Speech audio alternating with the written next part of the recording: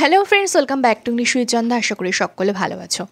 তো গতদিন আমাদের স্ট্রেংথস মিটিংটা শুরু হয়েছিল এবং আগের দিন আমরা ইন্ট্রোডাকশন পার্ট সেটা করেছিলাম, অর্থাৎ পোয়েমটা কোন রাইম স্কিমে লেখা হয়েছে এবং এর মানে কী ছিল ইন্ট্রোডাকশান, মানে মেইন যে পার্টসগুলো আর কি কিছু বলার থাকে কথা একটা পোয়েম শুরু করার আগে, সেগুলো কিছুটা বলেছিলাম। আজ চলো পোয়েমের অ্যানালাইসিসটা হবে, ঠিক আছে? তো চলো শুরু করা যাক। দেখো ফার্স্ট লাইন কি বলছে।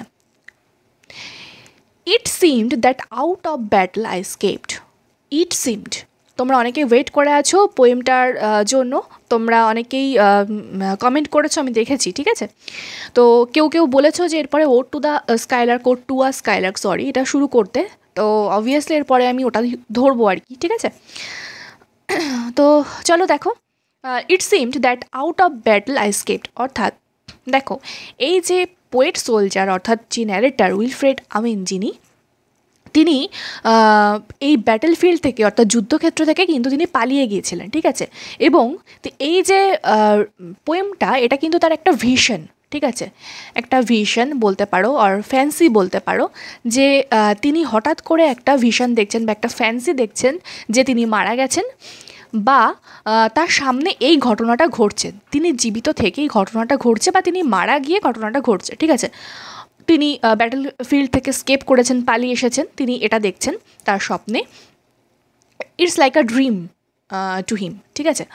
তো তিনি কি বলছেন দেখো, it's seem that out of battle I escape. এটা আমার কাছে মনে হয়েছিল হঠাৎই যেন এই ব্যাটেল ফিল্ড থেকে আমি পলায়ন করেছিলাম, আমি স্কেপ করেছিলাম। কোথায় স্কেপ করেছিলাম? ডাউন সাম প্রোফাউন্ড ডাল টানেল লং সিন্স স্কোপড। ডাউন সাম প্রোফাউন্ড ডাল টানেল, অর্থাৎ সেই ব্যাটেল ফিল্ড থেকে পালিয়ে এসে আমি একটা ডাল অর্থাৎ ডার্ক একটা টানেল অর্থাৎ সুড়ঙ্গের মধ্যে আমি অবস্থান করেছিলাম। প্রোফাউন্ড বলতে গভীর, deep, very deep and dark tunnel, ঠিক আছে? লং সিন্স স্কুপড, লং বলতে দেখো এখানে কিন্তু তিনি একটা মিথোলজিক্যাল পাস্টের একটা বর্ণনা এনেছেন এখানে, যে লং সিন্স স্কুপড। স্কুপড বলতে ডাগড, ডাগ অর্থাৎ খোঁড়া হয়েছিল, ঠিক আছে? ডিগ ডাগ ডাগ ডাগ হবে।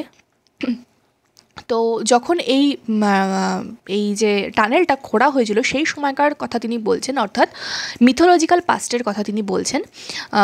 Through granites which titanic wars had ground, অর্থাৎ থ্রু গ্রানাইটস বলতে অর্থাৎ যে এলাকাটাতে যুদ্ধ হচ্ছে সেই এলাকাটা হচ্ছে খুবই পাথুরে, রকি এরিয়া, ঠিক আছে? এবং যে টানেলটা রয়েছে সেই টানেলের যে ওয়াল, সেই প্রাচীরটা, দেওয়ালটা, সেটাও কিন্তু পাথুরে অর্থাৎ গ্রানাইট পাথরে সমৃদ্ধ। এবং কেন? দেখো, through granites which titanic wars had grind, অর্থাৎ যে স্কুপড, যে টানেলটা মধ্যে তিনি পালিয়েছেন আর কি, যে টানেলটার মধ্যে তিনি পালিয়ে আশ্রয় নিয়েছেন, সেই জায়গাটা কেমন না পাথুরে। এবং কিভাবে এই জায়গাটা তৈরি হয়েছিল? খোঁড়ার দ্বারা। কখন, কিভাবে খোঁড়া হয়েছিল? Which titanic wars had ground, অর্থাৎ যখন টাইটানিক ওয়ার হয়েছিল সেই সময় যেন সেই সেই যে বোম ব্লাস্টিংগুলো হয়েছিল সেই সময়ে, তো তার মাধ্যমে যেন এই টানেলগুলো তৈরি হয়েছিল, সেই জায়গাতে তিনি স্কেপ করেছেন, পালিয়েছেন, ঠিক আছে? এবার দেখো এই টাইটানিক ওয়ার কেমন, অর্থাৎ যে টাইটানরা ছিল, দ্য টাইটানস, সেই টাইটানদের সাথে কিন্তু কাদের যুদ্ধ হয়েছিল? অলিম্পিয়ানদের যুদ্ধ হয়েছিল, ঠিক আছে? এই টাইটানরা হচ্ছে বহু প্রাচীন ওল্ড গডস, হ্যাঁ, ঠিক আছে? এই এদের সাথে হয়েছিল অলিম্পিয়ানদের যুদ্ধ, ঠিক আছে? তো দেখো এই অলিম্পিয়ান বলতে কাদেরকে বোঝাচ্ছে? অলিম্পিয়ানস আর গ্রুপ অফ 12 গডস, ঠিক আছে? 12 গডস। এবার দেখো এই যে অলিম্পিয়ান, এই অলিম্পিয়ান কারা ছিল? এই অলিম্পিয়ানদের সাথে টাইটানদের যুদ্ধ হয়েছিল এবং অলিম্পিয়ানরা এই টাইটানদেরকে পরাজিত করেছিল এই যুদ্ধে, ঠিক আছে? বহু বছর ধরে যুদ্ধটা চলছিল, প্রায় হয়তো 10 বছরের, অ্যারাউন্ড 10 ইয়ার্স মনে হয়, তোমরা একটু দেখে নিও। তো এই যুদ্ধটা চলছিল এবং অলিম্পিয়ানদের সাথে যে টাইটানদের যুদ্ধটা হচ্ছিল সেই যুদ্ধে কিন্তু অলিম্পিয়ানরা কিন্তু টাইটানদের পরাজিত করেছিল, ঠিক আছে? এই টাইটান কারা? টাইটানরা হচ্ছে কিন্তু এই যে the ruler of the earth, the ruler of the earth, the ruler of the earth কারা? না হচ্ছে টাইটানরা। এই টাইটানদের পরাজিত করেছিল কারা? অলিম্পিয়ানরা পরাজিত করেছিল। সরি, একটু দাগটা বাইরে বেরিয়ে গেল। অলিম্পিয়ানরা পরাজিত করেছিল এই টাইটানদের, এবং তারপর নেক্সট রুলার হলো অলিম্পিয়ানরা। এবার দেখো এই অলিম্পিয়ানরা যে গ্রুপ অফ 12 গড, সেই গডস কারা কারা ছিল একটুখানি লিখি দেখো। জিউস, ঠিক আছে, পোসিডন, হেডস, হেস্ট্রিয়া, হেরা, আর্স, এথেনা, অ্যাপোলো, অ্যাফ্রোডাইট,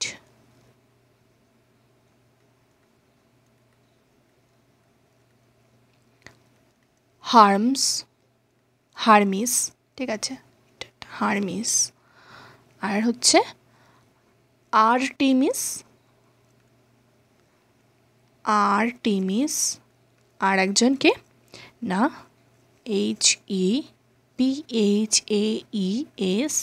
HEPHAESTUS, হেফেস্টাস, ঠিক আছে। তো এই যে 12 জন গড, এই 12 জন গড হচ্ছে অলিম্পিয়ানদের যে গ্রুপ অফ 12 গডস অলিম্পিয়ানদের বলা হচ্ছে গ্রুপ অফ 12 গডস, সেই 12 গডসের মধ্যে এনারা ছিলেন।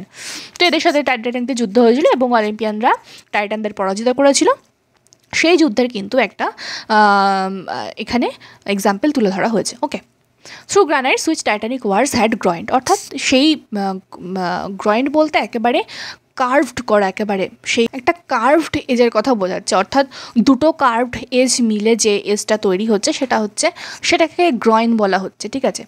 তো যেন এই টাইটানিক ওয়ারের ফলে, সেই এত বছর ধরে যে যুদ্ধটা চলছিল তার ফলে যে টানেলগুলো তৈরি হয়েছিল, সেই টানেলের মধ্যে তিনি আশ্রয় নিয়েছেন। ওকে, চলো আমরা নেক্সট স্ট্যান্জাতে যাই, আশা করি এটুকু পরিষ্কার বোঝা গেছে। নেক্সট স্ট্যান্জা কি বলছে দেখো, ইয়েট অলসো দেয়ার এনকাম্পার্ড স্লিপার্স গ্রোন্ড। এনকাম্পার্ড বলতে হার্ডেলড টুগেদার, অর্থাৎ এক জায়গাতে গাদাগাদি করে থাকা। তাহলে ভাবো যুদ্ধের ভয়াবহতা এতটা পরিমাণে যে মানুষ এত পরিমাণে ক্ষতিগ্রস্ত হয়েছে, মানুষ এত পরিমাণে মারা গেছে যে একটা জায়গা ধরছে না, যে তাদেরকে গাদাগাদি করে থাকতে হচ্ছে। ইয়েট অলসো দেয়ার এনকাম্বার্ড স্লিপার্স গ্রোন্ড, অর্থাৎ যে পোয়েট সোলজার তিনি ওখানে গিয়ে কি দেখছেন যে কিছু সোলজার ওখানে হাডেল টুগেদার একেবারে গাদাগাদি করে আছে এবং তারা যেন গোঙাচ্ছে। Too fast in thought or death to be stirred, অর্থাৎ too fast in thought. Be stirred বলতে এখানে টু বি স্টিড, অর্থাৎ একেবারে মোশনলেস হয়ে গেছে, ঠিক আছে, কোনো নরণচরণ কিছু নেই, একেবারে মোশনলেস হয়ে গেছে। টু ফাস্ট ইন থট, কেন মোশনলেস হয়ে গেছে? হয় তারা মৃত সেই জন্য তারা মোশনলেস, অথবা তারা যে পিটিফুল কন্ডিশনের মধ্যে তারা রয়েছে, তাদের যে বিপর্যস্ত অবস্থা, সেই অবস্থাতে তারা এতটা পরিমাণে জর্জরিত, সেই ভাবনায় তারা এতটা পরিমাণে জর্জরিত যে তারা একেবারে মোশনলেস হয়ে গেছে, অথবা তারা মারা গেছে, সেই জন্য তারা মোশনলেস। ওকে, দেন তারপর অ্যাজ আই প্রোবড বলতে কি বলো তো, এখানে এক্সামিন করা, ভালো করে এক্সামিন করা বা ইনভেস্টিগেট করা, ভালো করে দেখা, খতিয়ে দেখা যে কেন, কি হলো এখানে, এদের কি হলো, আমি কোথায় এসে পৌঁছলাম তিনি বুঝে উঠতে পারছেন না, সেই জন্য তিনি কী করলেন, পোয়েট সোলজার কী করলেন, দেন অ্যাজ আই প্রোবড তারপর আমি তাদেরকে একটুখানি এক্সামিন করে দেখলাম, ভালো করে পরীক্ষা করে দেখলাম।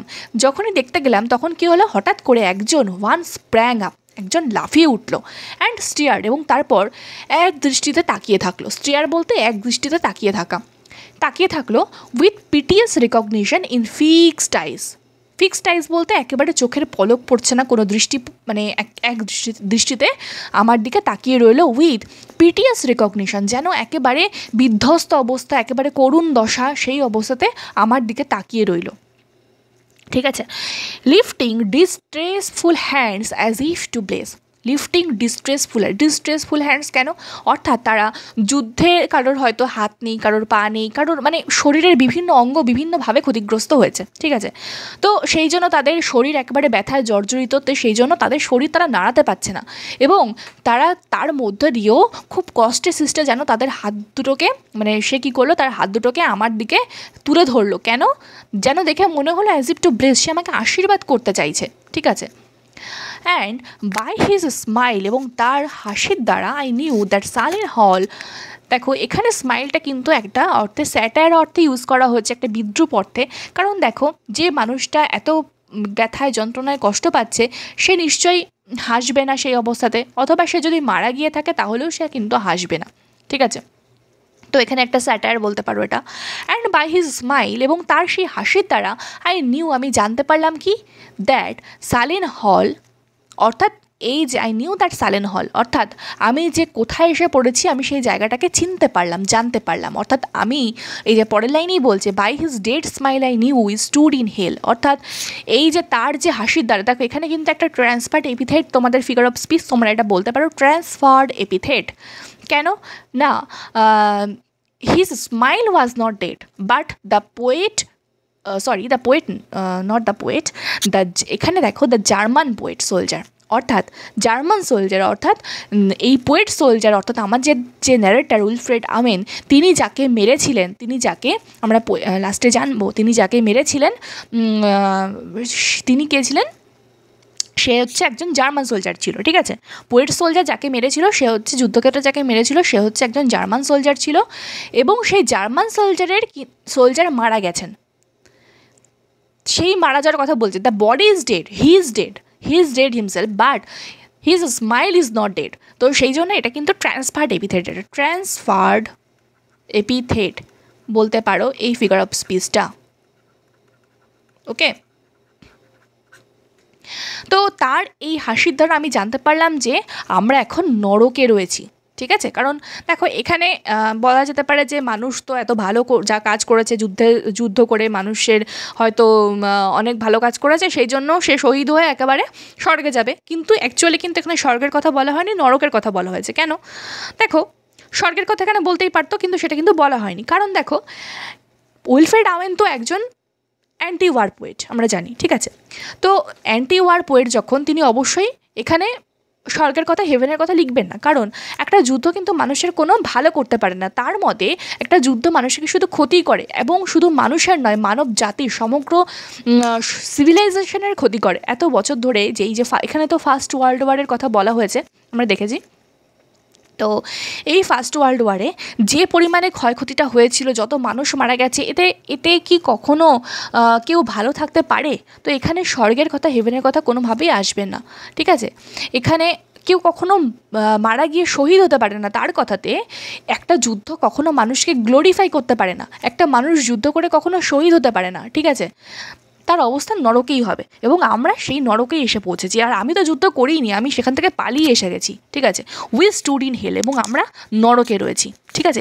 এখানে আমরা দুটো দিক দেখতে পারবো। এখানে এই পোয়েমটাতে দেখবে যে পোয়েট, কখনো কখনো আমাদের মনে হবে যে এই যে পোয়েট সোলজার যিনি, দি ন্যারেটার আর কি, তিনি মারা গেছেন।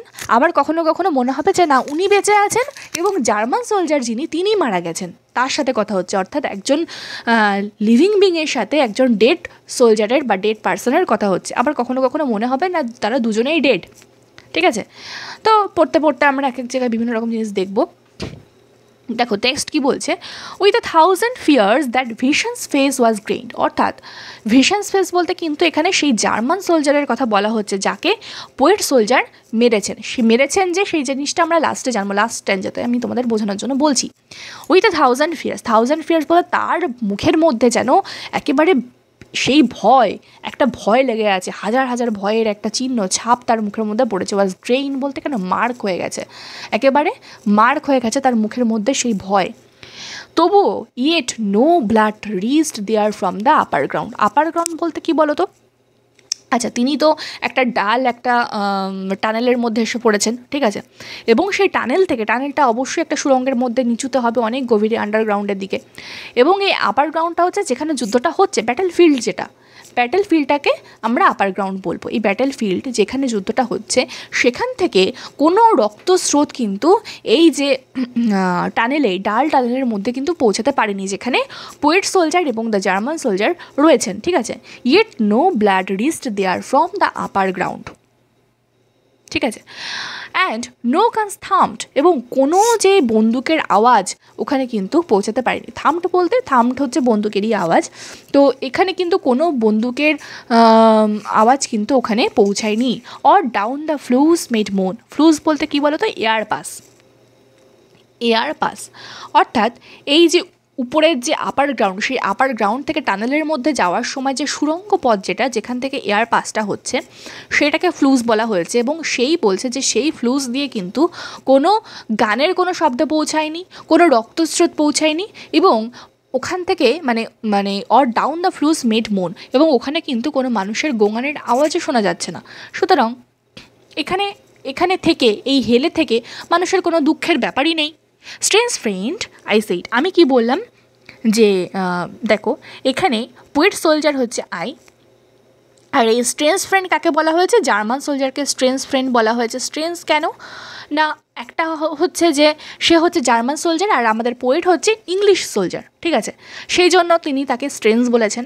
আর একটা কারণ কী হতে পারে যে এই জার্মান সোলজার যিনি, তিনি মারা গেছেন, মৃত, এবং আমাদের যে পোয়েট সোলজার তিনি ওই যুদ্ধক্ষেত্র থেকে পালিয়ে এসে হঠাৎ করে সেই টানেলের মধ্যে মানে আশ্রয় নিয়ে দেখছেন এই অবস্থা। তো তিনি হচ্ছে main world of the living being থেকে তিনি এসেছেন, অর্থাৎ তিনি হচ্ছে জীবিত। তো সেই কারণে একটা তিনি তাকে স্ট্রেঞ্জ বলেছেন। ফ্রেন্ড কেন বলছে না, দেখো একটা কারণ হতে পারে, যদি তারা মারা গিয়ে থাকেন, উভয়ই যদি তারা মারা গিয়ে থাকেন, তাহলে কি হতে পারে, বেঁচে থাকার সময় যে মানে শত্রুতাটা থাকে, মারা যাওয়ার পর কিন্তু সেই শত্রুতা থাকে না, ঠিক আছে।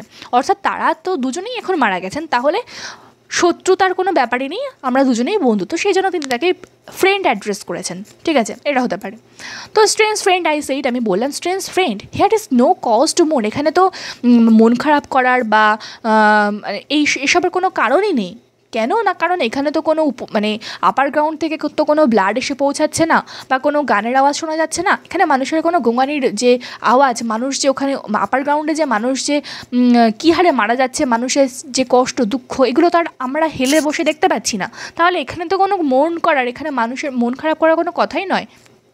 তখন দেখো সেইড দ্য আদার, কি বললো, নান, অর্থাৎ সেই জার্মান সোলজার বললো না না, অবশ্যই এখানে মন খারাপ করার কোনো বিষয় না। Save the undone year, save বলতে একসেপ্ট, এখানে কিন্তু সেভ বলতে একসেপ্ট। হ্যাঁ, মন খারাপ করার তো অবশ্যই কোনো বিষয় না, শুধুমাত্র ওই সমস্ত আনডান ইয়ার্স, আনডান ইয়ার্স কোনগুলোকে বলা হয়েছে বলো তো, যে সমস্ত বছরগুলো সেই জার্মান সোলজারের জীবন থেকে চলে গেছে। অর্থাৎ তিনি জার্মান সোলজার ভেবেছিলেন যে আমি যদি বেঁচে থাকি তাহলে আমি হয়তো সমাজকে একটা ভালো কোনো অ্যাডভাইস দিয়ে যাব, আমার ফ্যামিলিকে ভালো কোনো অ্যাডভাইস দিয়ে যাব, তাদের জন্য কিছু করে যাব, সেটা তিনি করে যেতে পারেননি, ঠিক আছে। বা এটা হতে পারে কি, এই যে যুদ্ধের যে ভয়াবহতা, the truth of the war, এই যে যুদ্ধের যে প্রকৃত সত্যতা, যে যুদ্ধ যে মানুষের কখনো ভালো করতে পারে না, যুদ্ধ যে অ্যাকচুয়ালি একটা বিজনেস, আগের দিনে বলেছিলাম, যুদ্ধের দ্বারা মানুষের কখনো ভালো হয় না, শুধুমাত্র মানব সম্পদের ধ্বংস ছাড়া এবং ক্ষয়ক্ষতি ছাড়া আর কোনো ভালো হতে পারে না, সেই জিনিসটা আমি মানুষের কাছে বলে যেতে পারতাম, মানুষের কাছে পৌঁছে দিয়ে যেতে পারতাম এই বার্তাটা, সেটা আমি তাদেরকে বলে যেতে পারিনি। হ্যাঁ, তো এটাই আমার কাছে একটা মানে দুঃখের ব্যাপার, তাছাড়া আর কোনো দুঃখের ব্যাপার নেই। দ্য হোপলেসনেস, এই আশাহীনতাটাই আমার কাছে দুঃখের ব্যাপার। What ever hope is yours, এই লাইনটাতে দেখো, এই লাইনটার মাধ্যমে একটা জিনিস মনে হবে যে কেন what ever hope is yours, এখানে দেখো প্রেজেন্ট টেন্স ইউজ করেছেন, ওয়াজ মাই লাইফ অলসো, এখানে তিনি পাস্ট টেন্স ইউজ করেছেন। অর্থাৎ এই লাইনটার মাধ্যমে আমরা বলতে পারি যে পোয়েট সোলজার অর্থাৎ উইলফ্রেড ওয়েন তিনি তখনও বেঁচে আছেন, এবং যিনি হচ্ছেন আমাদের জার্মান সোলজার তিনি হচ্ছে মারা গেছেন। তাই বলছে what ever hope is yours, তোমার যে আশা, তোমার জীবনে যে আশা আছে, অর্থাৎ তুমি সবাইকে যে অ্যাডভাইসটা, যে বার্তাটা দিয়ে যেতে চাও, হ্যাঁ, যে মেসেজটা সবাইকে তুমি দিয়ে যেতে চাও, আমার জীবনেও সেই হোপটাই ছিল, আমিও সেটাই চেয়েছিলাম, আমিও সেই বার্তাটাই সবার কাছে পৌঁছে দিতে চেয়েছিলাম যে যুদ্ধ হচ্ছে একটা business. I went hunting wild, ঠিক আছে, আমি ছুটে বেরিয়েছিলাম, কার পিছনে দেখো, ওয়াইল্ড, আফটার দ্য, আমি একবারে বন্যভাবে ছুটে বেরিয়েছিলাম, after the wildest beauty in the world, অর্থাৎ বিশ্বের সবচেয়েতে যে ওয়াইল্ড মানে একদম বন্যতম সুন্দর যেটা, সেটার পিছনে আমি ছুটে বেরিয়েছিলাম। এখানে দেখো এই ওয়াইল্ডেস্ট বিউটিটাকে অ্যাকচুয়ালি কিন্তু দ্য ট্রুথ অফ ওয়ারকে বলা হয়েছে, অর্থাৎ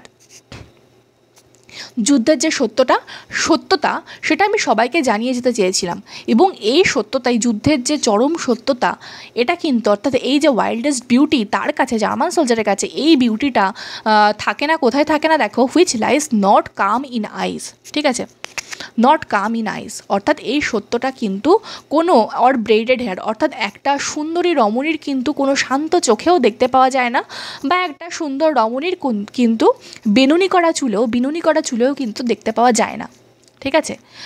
but mocks the steady running of the hour, mocks বলতে কে মক করছে, এই যে ওয়াইল্ডেস্ট বিউটি যেটা সেইটা মক করছে, অর্থাৎ আমি তো এই ট্রুথ অফ ওয়ার, যেটা ওয়াইল্ড বিউটি বলতে বললাম যে ট্রুথ অফ ওয়ার অর্থাৎ যুদ্ধের যে সত্যতা, সেটা আমি তো একটা সবাইকে জানিয়ে যেতে পারিনি এক হলো, এবং তার এই ওয়াইল্ড বিউটি এটা কী করছে, মক করছে, বিদ্রুপ করছে the steady running of the hour, এই যে সময়গুলো অতিক্রান্ত হয়ে যাচ্ছে এটাকে বিদ্রুপ করছে, অর্থাৎ আমার জীবন থেকে তো সময়গুলো চলে গেছে, আমি তো সেই সময়টাকে আর ফিরে পাবো না, আমি তো অলরেডি মারা গেছি, তাই না, আমি তো চাইলেও আর বাঁচতে পারবো না, আমার জীবনটাকে আমি আর ফিরিয়ে আনতে পারবো না, এবং আমি সেই মেসেজটা মানুষের কাছে পৌঁছে দিতে পারবো না, আমি মারা যাওয়ার সাথে সাথে সেই হোপ যেটা, সেই আশাগুলো মারা গেছে, তাই না। অ্যান্ড ইফ ইট গ্রিপস, এবং যদি এটা এই যে আমি মানুষকে যে জানিয়ে যেতে পারিনি, এই যে আমি মানুষকে যে বলে যেতে পারিনি দ্য ট্রুথ অফ ওয়ার, এইটা যতটা কষ্টকর, যতটা দুঃখময়, গ্রিপস রিচলিয়ার দ্যান হেয়ার, অর্থাৎ আমি যে নরকে আছি এই নরকে থাকার থেকেও এইটা বেশি যন্ত্রণাদায়ক, এটা বেশি দুঃখময়, কষ্টময়, ঠিক আছে। এই লাইনটার মাধ্যমে এটাই বলতে চাইলো। নেক্সট কি বলছে দেখো, for by my glee might many men have loved, বলছে কি, বা ফর বাই মাই গ্লি, অর্থাৎ আমার আনন্দ দ্বারা, অর্থাৎ আমি যদি বেঁচে থাকতাম, সেটা এখানে প্রত্যেকটা লাইনে কিন্তু এরকম একটা ব্যাপার যে if I would have been alive, অর্থাৎ আমি যদি জীবিত থাকতাম তাহলে কি হতো, আমার এই আনন্দের দ্বারা, গ্লি বলতে আনন্দ, আমার আনন্দের দ্বারা আমি সবাইকে, আমার হাসির দ্বারা আমি সবাইকে হাসিয়ে যেতে পারতাম, তাই না।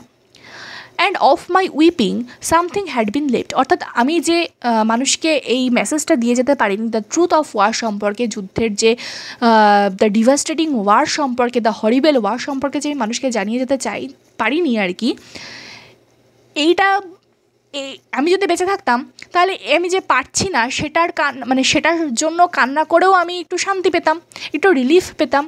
তো আমি তো এখন মারা গেছি, সেই কান্নাটুকু আমি এখন কাটতে পারছি না, এটুকু আমার জীবনে অবশিষ্ট থেকে গেছে।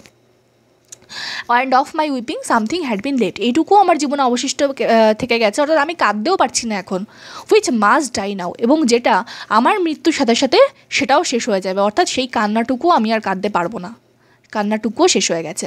I mean the truth untold, আমি বলতে চাইছি যে এই যে সত্যতা, দেখো এতক্ষণ যেটা বলছিলাম সেটা এখানে বললো the truth untold, the pity of war, কোন সত্যতা না, এই যে যুদ্ধের যে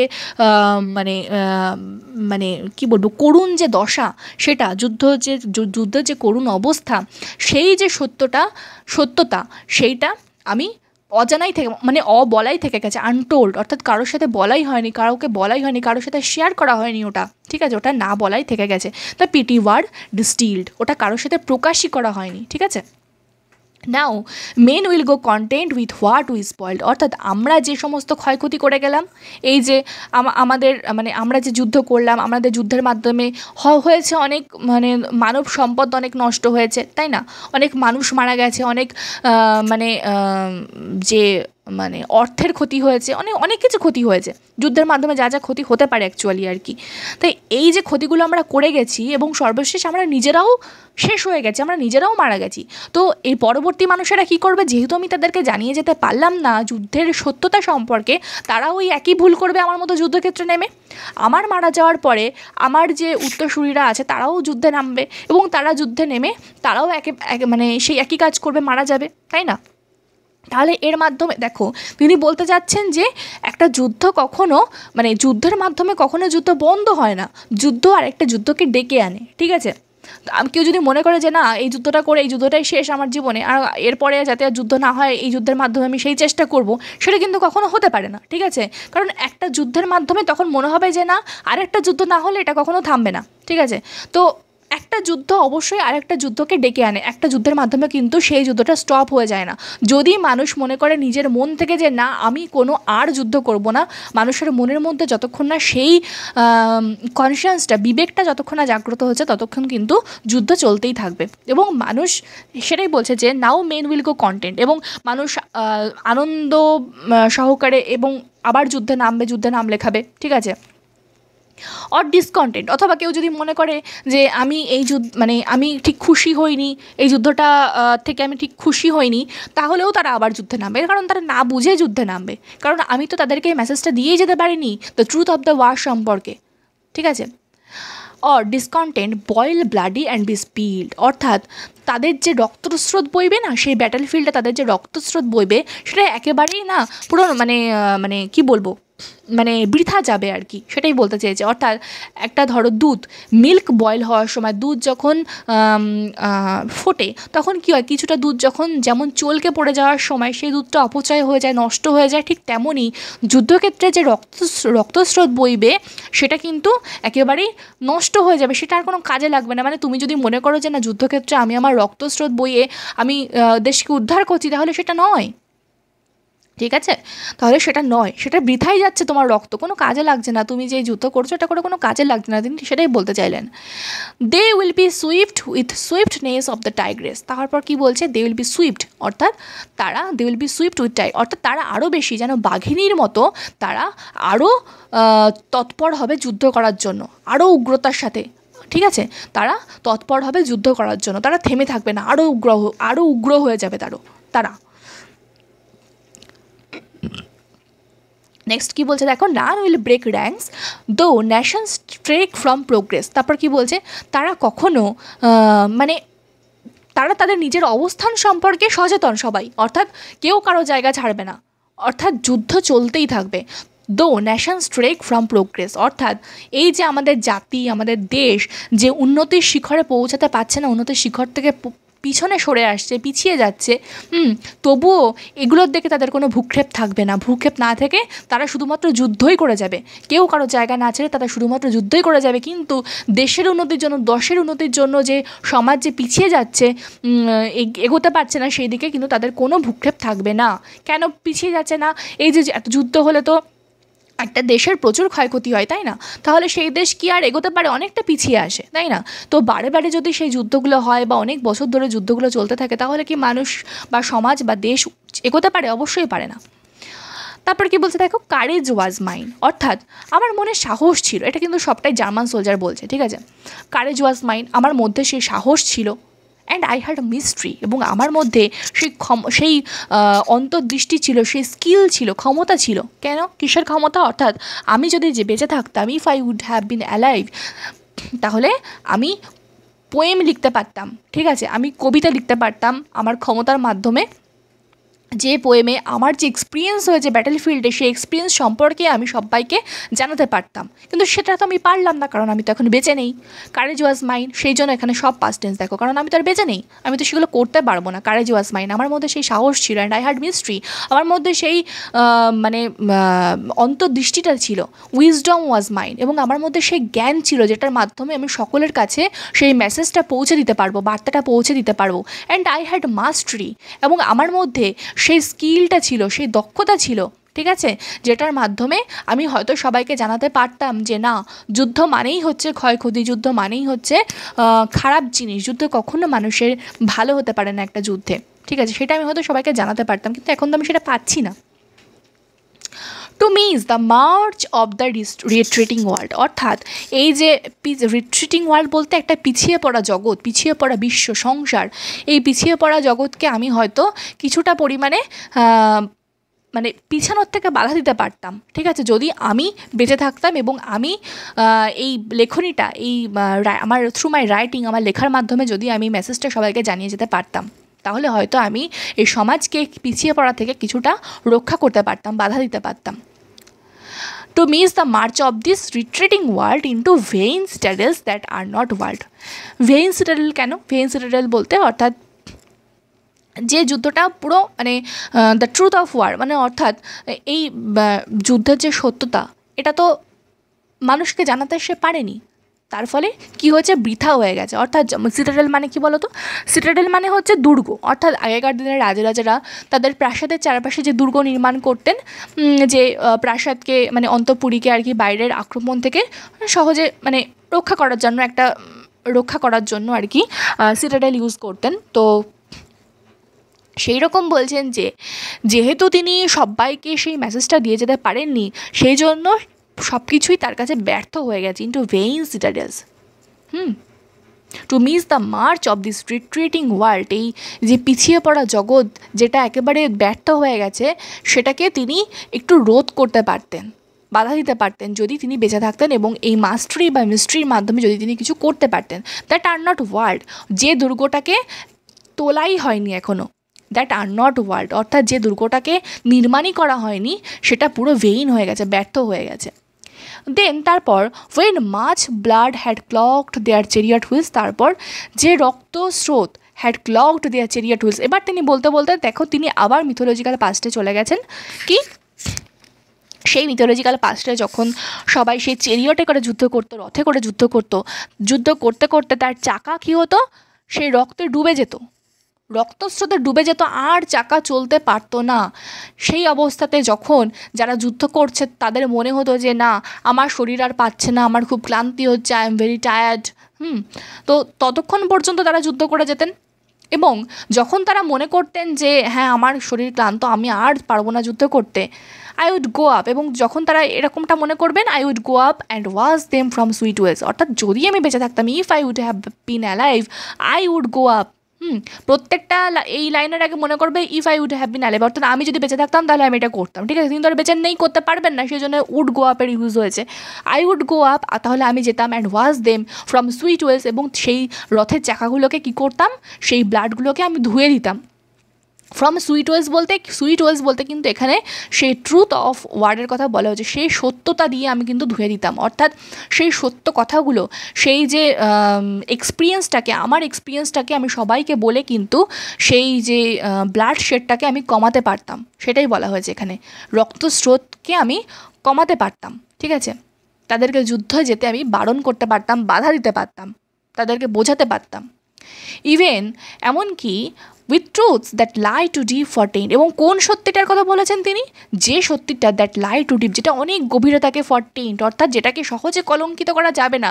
তুমি যদি চাও যে সেই সত্যটাকে তুমি কলঙ্কিত করে দেবে, তুমি মনে করবে যে না ওই সত্য তো সত্য নয়, সত্যকে তুমি কোনোভাবে মিথ্যা বানিয়ে দেবে, সেটা কিন্তু কখনো হবে না। তুমি সত্যকে কখনোভাবেই কলঙ্কিত করতে পারবে না, কারণ সেটা অনেক গভীরে রয়েছে। সেই সত্যতার কাছে তুমি সহজে পৌঁছাতে পারবে না, ঠিক আছে। কারণ একমাত্র আমি সেই সত্যতাকে তোমাদের কাছে তুলে ধরতে পারবো, সেই ট্রুথকে তোমাদের কাছে তুলে ধরতে পারবো। কেন? কারণ আমি সেই যুদ্ধটাকে এক্সপিরিয়েন্স করেছি, অনেক কাছ থেকে আমি সেই মৃত্যুকে দেখেছি, তাই না। I would have poured my spirit without stint, আমি আমার সমস্ত সত্তা দিয়ে আমি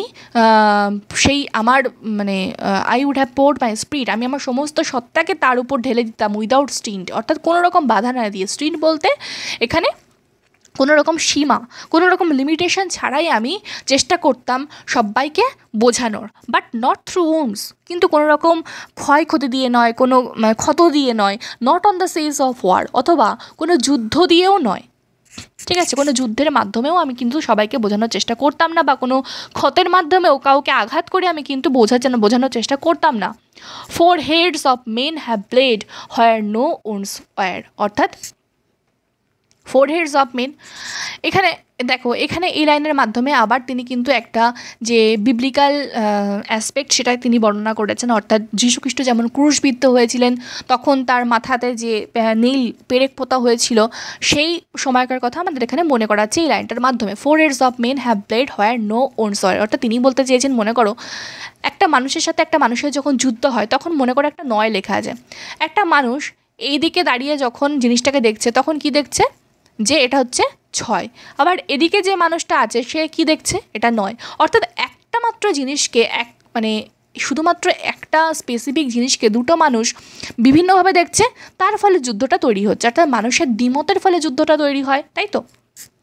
তাই বলছে যে 4 heads of men have bled where no wounds were, অর্থাৎ মানুষের মাথার মধ্যে কিন্তু কোনো ক্ষত নেই, কিন্তু তাদের মাথার থেকে যে চিন্তাগুলো আসছে সেইগুলো মানুষকে ক্ষতিগ্রস্ত করছে, ক্ষতময় করে তুলছে, ঠিক আছে। নেক্সট কী বলছে দেখো, এবার এই লাস্ট এই স্ট্যান্ডারটাতে এর মাধ্যমে এই যে জার্মান সোলজার তিনি আসলে কে তার পরিচয়টা তিনি দিয়েছেন। দেখো, I am the enemy you killed, আমি হচ্ছে সেই শত্রু যাকে তুমি মেরেছিলে মাই ফ্রেন্ড, আমার বন্ধু। এই মাই ফ্রেন্ড বলতে মাই ফ্রেন্ড তিনি পোয়েট সোলজারকে বুঝিয়েছেন, আর এই আইটা হচ্ছে কিন্তু এই জার্মান সোলজার। ওকে, এটা হচ্ছে এই আইটা, এটা গুলিয়ে ফেলো না, এটা হচ্ছে জার্মান সোলজার, আর এটা হচ্ছে অর্থাৎ আমাদের পোয়েট যিনি হচ্ছেন ইংলিশ সোলজার। ঠিক আছে, তাহলে I am the enemy you killed, আমি হচ্ছে সেই শত্রু যাকে তুমি মেরেছিলে মাই ফ্রেন্ড, আমার বন্ধু। I knew you in this dark, আমি তোমাকে কিন্তু চিনে ফেলেছিলাম এই অন্ধকারের মধ্যেও। ফর সো ইউ ফ্রাউন্ড, কেন চিনে ফেলেছিলাম, কীভাবে চিনে ফেলেছিলাম? ফ্রাউন্ড বলতে ভ্রু কুঞ্চিত করা, অর্থাৎ দুটো ভ্রুকে যখন আমরা এক জায়গায় আনি, অর্থাৎ সেখানে কি হয়, যখন মনে করো কারোর দিকে তুমি সন্দেহের দৃষ্টিতে তাকাচ্ছিল, তখন কি হবে, তোমার দুটো ভ্রু এক জায়গায় হয়ে যাবে, কুঁচকে যাবে, ভাঁজ হয়ে যাবে, তাই না? তো কারোর দিকে সন্দেহের দৃষ্টিতে তাকানো সময় এরকমটা হয়, তাই না? তাহলে তুমি আমাকে যখন মেরেছিলে তখন তোমার ভ্রুকুঞ্চিত যেমনভাবে ছিল, ঠিক এখনও তুমি যখন আমার দিকে তাকাচ্ছ, আমার সাথে কথা বলছো, তোমার ভ্রু দুটো ঠিক তেমন হয়ে আছে। সেটা দেখেই কিন্তু আমি তোমাকে চিনতে পেরেছি যে তুমি সেই ব্যক্তি যে আমাকে মেরেছিলে। ইয়েস্টারডে, কবে মেরেছিলে? গতকাল। Through me as you jabbed and killed, তুমি আমাকে যে আঘাত করেছিলে, একদম বিদ্ধ করেছিলে আমাকে। আই প্যারিড, তখন আমি বাধা দিয়েছিলাম, আমি আটকাতে চেষ্টা করেছিলাম তুমি আমাকে মারার সময়, বাট কিন্তু my hands R Lodh and cold, কিন্তু আমার হাতগুলো কিন্তু একেবারে মানে অসাড় হয়ে গেছিলো, একদম ক্লান্ত হয়ে গেছিলো যুদ্ধ করে করে, অ্যান্ড কোল্ড, এবং ঠান্ডা হয়ে গেছিলো। ঠিক আছে, আর তুমি তোমাকে মেরেই দিলে, আমার আর আটকানোর কিছুই থাকলো না, আমার হাত পুরোই অসাড় হয়ে গেল। লেট আস স্লিপ নাও, দেখো এই লাইনটার মাধ্যমে কিন্তু বোঝাতে চাচ্ছেন যে আমরা দুজনেই মারা গেছি, অর্থাৎ poet soldier and the German soldier, they both are dead now. হ্যাঁ, এবং তারা দুজনেই এখন হেলে রয়েছেন, নরকে রয়েছেন, এবং জার্মান সোলজার ইংলিশ সোলজারকে অর্থাৎ পোয়েট সোলজারকে আহ্বান করছেন যে এসো, চলো এবার আমাদের ঘুমানো যাক নিশ্চিন্তে, কারণ আমরা এখন ফ্রেন্ড, আমাদের মধ্যে কিন্তু এখন আর কোনো শত্রুতা নেই। অর্থাৎ আমরা দুজনেই, আমরা যখন বেঁচেছিলাম, ওয়েন উই আর অ্যালাইভ, তখন আমাদের মধ্যে শত্রুতা ছিল, কিন্তু এখন তো আমরা দুজনেই মারা গেছি, তাহলে আমাদের মধ্যে কোনো রকম শত্রুতা নেই, আমরা both we are friends now, let us sleep now, এইভাবে আমাদেরকে চলো ঘুমানো যাক, এখন একটু শান্তি নেওয়া যাক। এখানে তো কোনো বন্দুকের আওয়াজ, গুলির আওয়াজ, কোনো ব্লাড শেড কিছুই এখানে নেই, তাহলে এখানে আমরা নিশ্চিন্তে ঘুমাতে পারবো, তাই না? তো এই লাইনটার মাধ্যমে এটাই বলা হয়েছে। আর দেখো এখানে একটা জিনিস দেখো, ডট ডট ডট ডট যে রয়েছে, এখানে আরেকটা ফিগার অফ স্পিচ তোমরা পাবে। তোমরা চাইলে ফিগার অফ স্পিচের ওপরে তোমাদের আলাদা করে আমি ভিডিও দেওয়া শুরু করব, তোমরা একটু কমেন্ট করে জানাবে। দেখো এখানে যে ডট ডট রয়েছে, এটা কিন্তু একটা ফিগার অফ স্পিচের উদাহরণ, সেটা হচ্ছে এলিপসিস। এলিপসিস, এলিপসিস কেন? এলিপসিস কাকে বলা হয়? যখন একটা লাইন শেষ হয় এবং সেখানে আরও কিছু বলার থাকে কিন্তু বলা হয় না, সেটাকে ডট ডট ডট ডট দিয়ে লাইনটাকে শেষ করা হয়। ঠিক আছে, সেটাকে বলা হয় এলিপসিস। তো এখানে একটা এলিপসিসের ফিগার অফ স্পিচের ইউজ হয়েছে। ঠিক আছে, তো এই হচ্ছে তোমাদের গোটা পোয়েমটা। দেখো তোমাদের কতটা কি ভালো লেগেছে।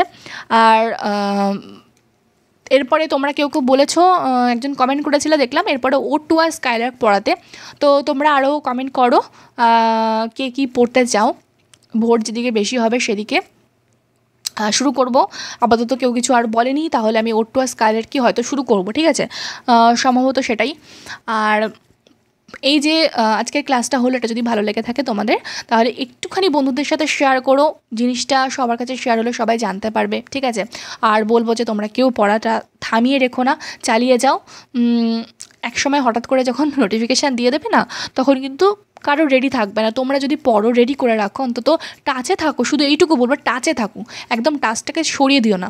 কারণ কি বলো তো, যারা আমরা বিএড লাইনে রয়েছি, একেবারে বিএড করেছি শুধুমাত্র এই স্কুল সার্ভিস কমিশনের জন্য, তারা কিন্তু একেবারেই তাদের এই টাকাগুলো তো বলবো জলেই চলে যাবে আর কি, যদি আমরা টাচে না থাকি আমাদের সাবজেক্টের উপরে, তাই না? তো সবাই একটু টাচে থাকো। আর ভিডিওটা ভালো লাগলে অবশ্যই বন্ধুদের সাথে একটু শেয়ার করো। আর তোমাদের কেমন লাগছে একটুখানি কমেন্টে জানিও, তাহলে আমারও একটু ভালো লাগবে গো পড়াতে। তোমরা কেউ কিছু যদি একটু কমেন্ট না করো, আমারও কেমন করে ভালো লাগবে বলো। ঠিক আছে, তো এইটুকুই, চলো। আর যারা এখনও পর্যন্ত সাবস্ক্রাইব করোনি, নতুন দেখছো, তারা একটু সাবস্ক্রাইব করে দিয়ে পাশে থেকো। ঠিক আছে, তো চলো আজ অবধি রাখলাম। সবাই ভালো থেকো, সুস্থ থেকো, দেখা হচ্ছে পরের ভিডিওতে। Bye bye.